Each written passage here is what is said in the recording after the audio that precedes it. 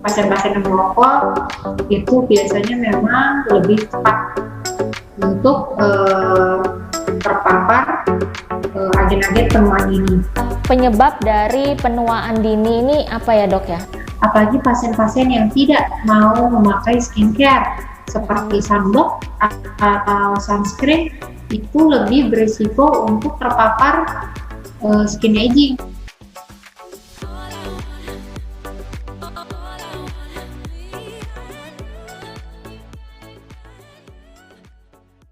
Pasien-pasien.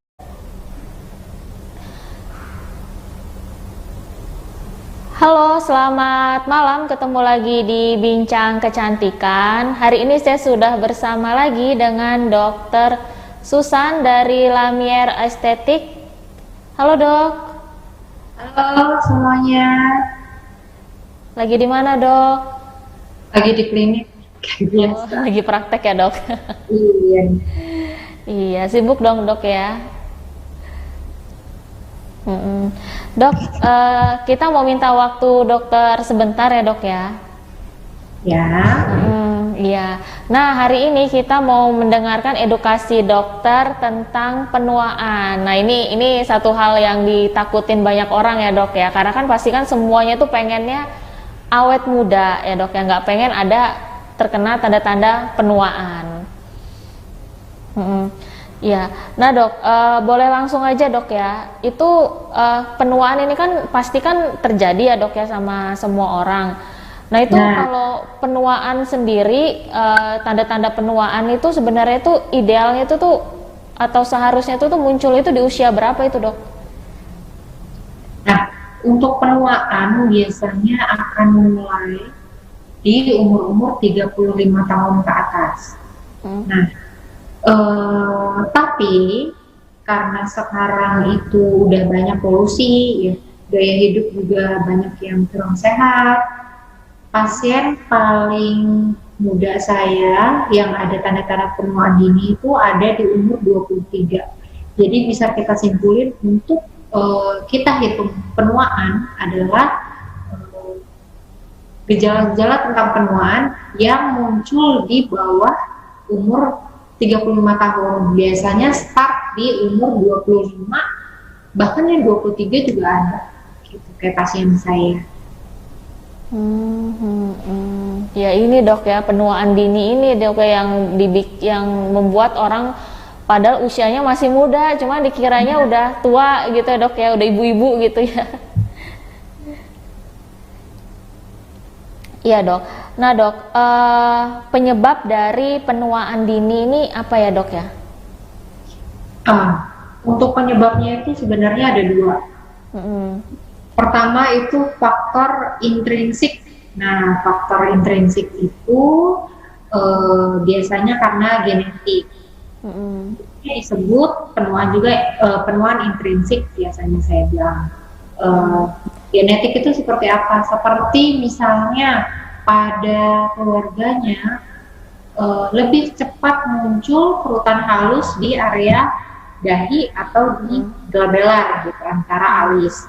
Nah, beberapa pasien ada yang seperti itu.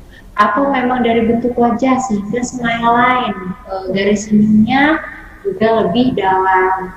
Gitu. Itu untuk genetik. Lalu ada faktor ekstrinsik, nah itu biasanya lingkungan dan kebiasaan. Yang paling sering nih, faktor ekstrinsik. Lingkungan dan kebiasaan itu apa aja? Pertama, itu paparan UV. Yang kedua, ekspresi wajah berulang. Biasanya pasien-pasien yang suka mengerutkan dahi, itu lebih mudah untuk membentuk kerutan di dahi dibanding pasien yang tidak. Gitu. Atau pasien yang suka tertawa, tersenyum, yang memang garis senyumnya mudah sekali terbentuk. Gitu. Jadi ekspresi wajah berulang. Lalu merokok, pasien-pasien yang merokok itu biasanya memang lebih cepat untuk terpapar agen-agen penuaan dini. Lalu ada polusi. Lalu ada juga kurang tidur juga berpengaruh. Iya. Nah, kalau ini dok, kan ada orang-orang itu yang cuek dok, yang nggak mau melakukan perawatan, itu juga termasuk bisa kena penuaan dini ya dok ya? Kenapa? Kalau ada orang dia tidak mau melakukan perawatan, perawatan wajahnya itu dia juga bisa jadi faktor penuaan dini ya dok ya? Maksudnya gimana? Sorry. Iya, nah kan kalau dia tidak mau melakukan perawatan untuk wajahnya, mungkin dia seperti dia tidak mau pakai skincare gitu dok, itu juga jadi faktor ini dok ya, timbulnya penuaan dini ya dok? Benar. Karena kita hidup di lingkungan yang memang polusi itu sudah banyak sekali, jadi itu memang tidak bisa dihindari. Apalagi pasien-pasien yang tidak mau memakai skincare seperti sunblock atau sunscreen, itu lebih berisiko untuk terpapar skin aging atau penuaan dini. Jadi itu penting banget. Iya. Nah, kan ada orang nih dok ya, dia nggak suka gitu loh pakai skincare itu yang ribet, yang panjang gitu kan. Itu kalau ada nggak sih dok, itu dia cukup pakai skincare apa gitu dok, yang simple gitu, yang nggak perlu panjang dok? Untuk skin aging ya, untuk skin aging biasanya saya lebih merekomendasikan untuk pemakaian dengan ingredients retinol atau AHA dengan glycolic acid. Itu lebih bagus untuk mencegah juga menyamakan dari tanda penuaan dini. Iya. Nah dok, tadi ada yang saya lupa tanyakan dok, selain kerutan atau keriput gitu dok, itu tanda-tanda dari penuaan dini ini apalagi ya dok ya yang bisa muncul? Yes.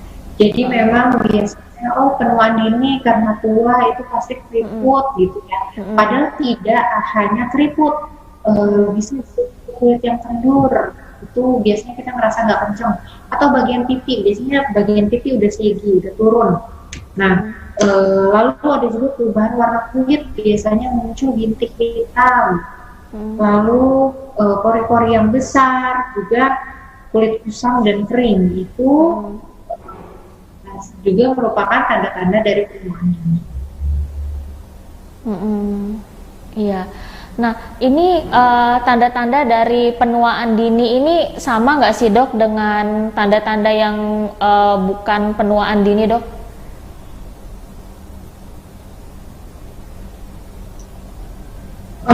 Sama, cuma biasanya untuk penuaan dini itu tidak se-ekstrim memang tua, karena kan kita pasti tua ya. Gitu. Bisa sih kayak lebih Halo dok?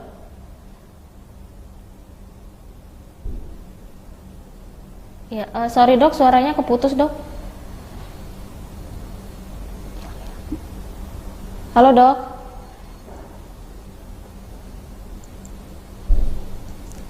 Dok, maaf dok, suaranya keputus dok.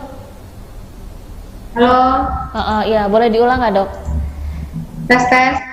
Iya, udah kedengaran dok. Boleh diulang lagi nggak dok? Tadi agak keputus dok. Jadi memang tanda-tanda penuaan dini itu, kenapa disebut penuaan dini? Karena tanda-tanda penuaan yang muncul lebih cepat dari seharusnya. Jadi tanda-tandanya juga ya sama, gitu. Cuma tidak se-ekstrim karena memang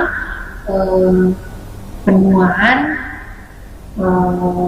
yang memang karena umur. Iya. Jadi tanda-tandanya ini ya dok ya, tanda-tandanya sebenarnya sama ya dok ya, hanya saja itu munculnya lebih cepat ya dok ya. Seharusnya munculnya di usia 35 tahun ke atas, nih di bawah usia 35 sudah muncul ya dok.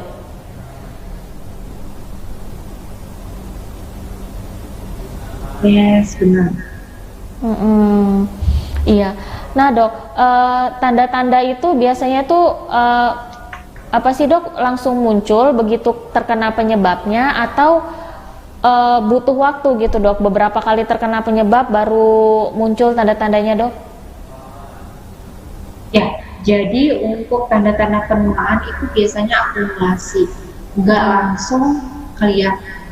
Nah, itu kenapa untuk treatmentnya pun nggak bisa instan, karena untuk pembentukannya sendiri itu butuh waktu, gitu, takes time. Artinya ya nggak bisa kalau misalnya dok ada tanda-tanda penuaan gini segini banyaknya, gitu.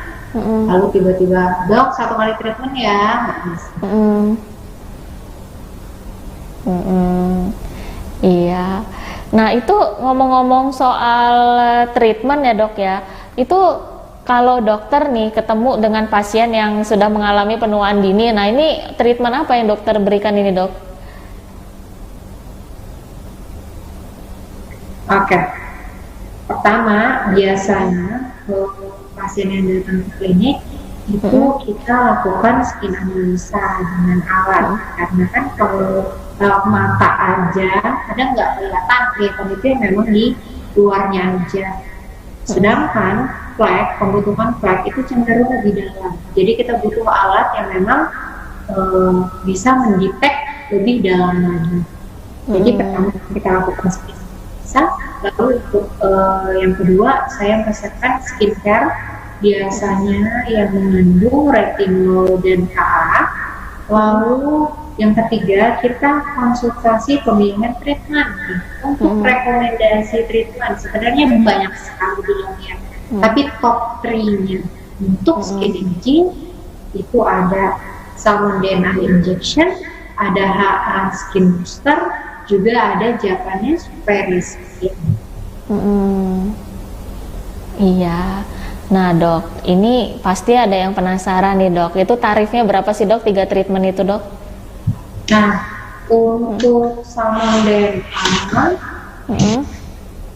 itu ada di harga, ya saya nggak ada di angka 1.300.000, 1,3. Lalu untuk HA-nya itu 1,7, 1.700.000. Lalu untuk Japanese Paris skin-nya itu ada di 1.200.000. Tapi jangan khawatir, biasanya Lanier estetik itu buat promo hampir setengah harga. Kalau sekarang lagi ada promonya nggak nih dok? Baru kemarin habis. Oh, tapi nanti pasti ada lagi dong dok ya. Iya.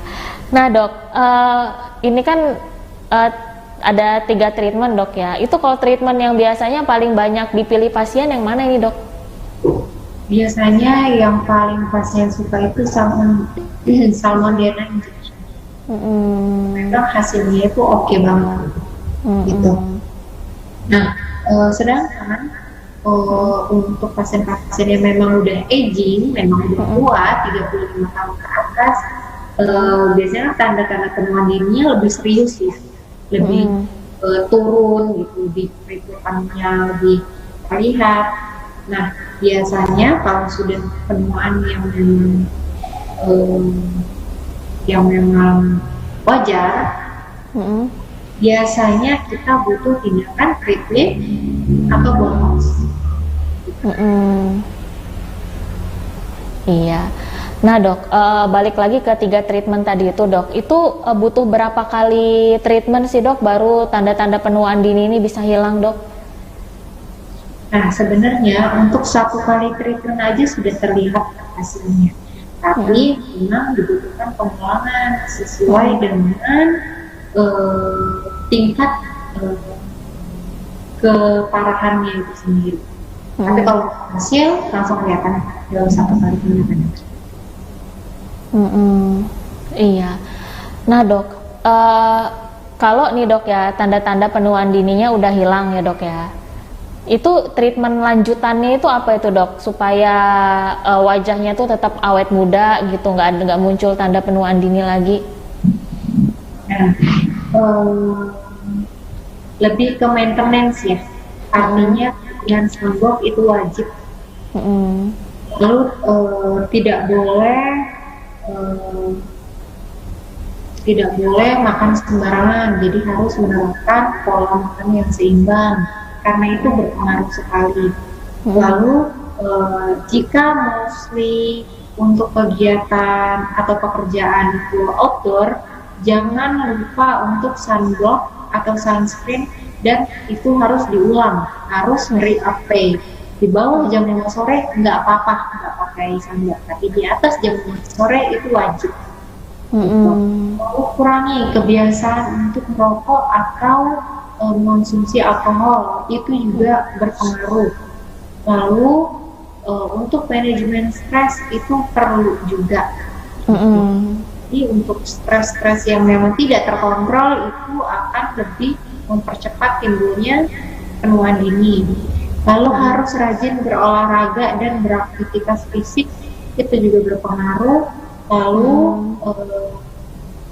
sebisa mungkin hindari paparan polusi dan asap kendaraan, tapi ini agak repot kalau memang pekerjaannya di pinggir jalan gitu ya.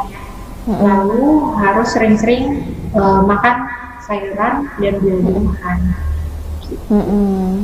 Iya. Nah dok, ngomongin soal sunscreen dok, itu kalau di cuaca kita yang seperti ini tuh dok, sunscreen itu minimal berapa sih dok? SPF-nya ya, minimal SPF itu 30, tapi kalau untuk pasien-pasien yang memang sering sekali terpapar sinar matahari, saya lebih rekomendasikan untuk memilih sunblock atau sunscreen yang memang SPF-nya lebih tinggi, seperti 50 enough, nggak perlu di atas. Iya. Nah itu sunscreen ini dia ada hitungannya nggak dok? Diulangnya itu setiap berapa jam sekali gitu dok? Kalau saya sih biasanya untuk pasien-pasien yang muslim ya, biasanya kalau mereka tuh ada sholat zuhur, nah itu bisa diulang setelah selesai sholat gitu. Atau misalnya untuk pasien-pasien yang muslim bisa saat sekalian deh makan siang, saat makan siang langsung reapply aja, nggak perlu lagi untuk pakai facial wash, karena biasanya pasien itu yang bikin males, aduh harus pakai facial wash lagi gitu. Nggak apa-apa, nggak perlu pakai facial wash. Kalau ada face mist untuk sekedar membasahi itu boleh, kalau misalnya tidak ada juga nggak boleh, langsung aja reapply. Iya. Boleh tahu nggak dok, kenapa kok nggak boleh pakai facial wash ya dok? Apa facial wash ini nggak boleh dipakai sering-sering dok? Bukan itu, jadi biasanya repot aja sih kalau misalnya ternyata bisa, nggak apa-apa, lebih bagus. Apalagi pasien-pasien yang memang pakai make up itu kan agak nggak nyaman ya kalau misalnya make up ditimpa lagi sama sunblock atau sunscreen. Cuma daripada enggak sama sekali karena males pakai facial wash, ya nggak apa-apa, langsung aja. Iya. Nah dok, sorry dok, saya tadi agak kurang jelas dok soal makanan. Nah ini kalau makanan ini yang harus dihindari ini supaya kita tidak ngalamin penuaan, ini makanan apa dok? Mungkin bukan hindarin ya, tapi lebih memperbanyak makan makanan sayur dan buah-buahan. Kan berarti tidak boleh daging, kita juga butuh daging. Iya, tapi mungkin ada yang harus dikurangin nggak dok? Mungkin kalau ada orang yang bilang itu kopi harus dikurangin, makanan tinggi gula harus dikurangin. Nah itu benar nggak dok? Yes, jadi untuk yang tinggi gula itu selain bikin lemas ya, biasanya pasien-pasien yang sering yang kadar gulanya tinggi itu biasanya dia sering lemas. Nah, jadi selain ke aging ada masalah metabolisme yang lain. Iya. Nah dok, yang tadi dokter sebutkan tadi itu tuh juga harus dilakukan ya dok ya selama penuaan dininya dia belum hilang ya dok ya? Kenapa? Ya, yang dokter sebutkan tadi itu tuh itu juga harus dilakukan ya dok ya kalau dia masih dalam masa treatment penuaan dini agar hasil dari treatment itu makin maksimal ya dok? Yes, benar, itu penting sekali. Jadi memang nggak bisa kalau misalnya treatment tapi masih asal-asal. Soalnya treatment paling rajin sebulan hanya bisa 2 kali. Tapi kita terpapar sinar matahari itu setiap hari, karena kondisinya setiap hari, gaya hidup buruknya juga setiap hari. Jadi memang hal-hal seperti tadi itu sangat dibutuhkan.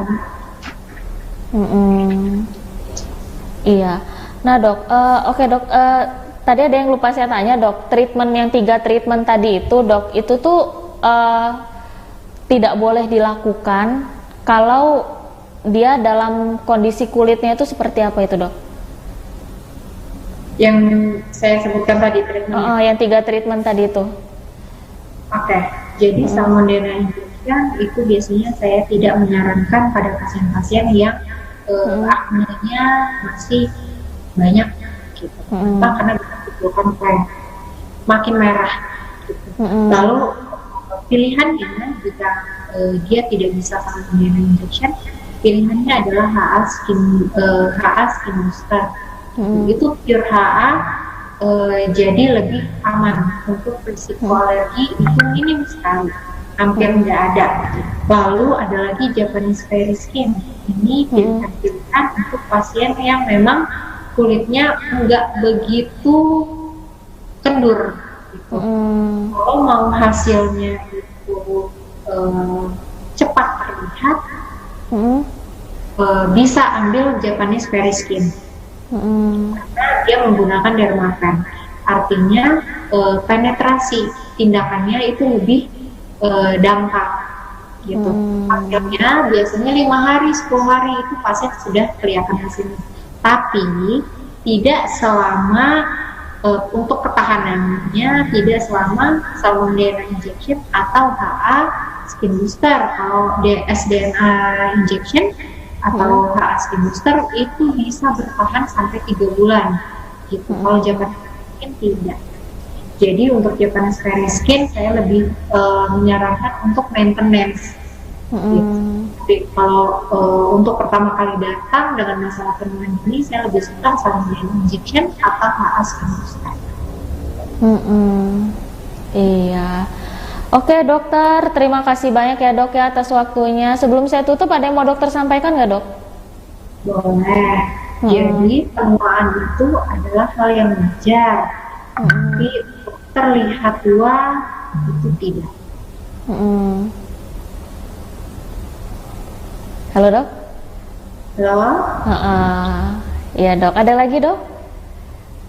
Nah, untuk kalian nih pasien-pasien mungkin setelah melihat video ini kacaan melihat, oh ternyata ada ya penuaan dini, tanda-tanda penuaan dini, jangan ditunda, harus segera datang. Kenapa? Karena penuaan dini itu akan memburuk seiring waktu, jadi nggak bisa ditunda. Silakan reservasi kedatangan tulang yang estetik, boleh konsultasi by online, boleh langsung datang.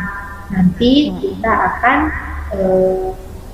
reservasikan untuk treatment dengan harga yang terjangkau. Iya, oke. Lamier ini buka setiap hari ya dok ya? Setiap hari. Dari jam berapa dok? Dari jam 10 sampai jam 8, tapi untuk misalnya mau datang itu jam 9 sebenarnya udah open sih, tapi untuk kehadiran dokternya itu dari jam 10 sampai jam 8 malam setiap hari, kecuali weekend dokter sampai jam 6. Jam 6. Lamier ini ada di Jalan Gajah Mada kan dok ya, deretan Geraha ya kalau nggak salah ya? Yes, jadi untuk lokasinya misalnya dari Pekalongan itu ke arah Geraha, Rumah Sakit Geraha Husada, memang deretannya gitu. Atau setelah lewat UTB gitu, seberang dari Klinik Azura. Iya. Baik dokter Susan, terima kasih banyak ya dok ya atas waktunya ya dok. Halo dok. Halo, Iya, terima kasih banyak ya dok ya atas waktunya ya dok. dengan senang hati. Iya, sampai ketemu lagi dokter. Ya, sampai ketemu lagi semuanya. Ya Tribuners, itu tadi obrolan kita bareng Dokter Susan. Sampai jumpa lagi di Bincang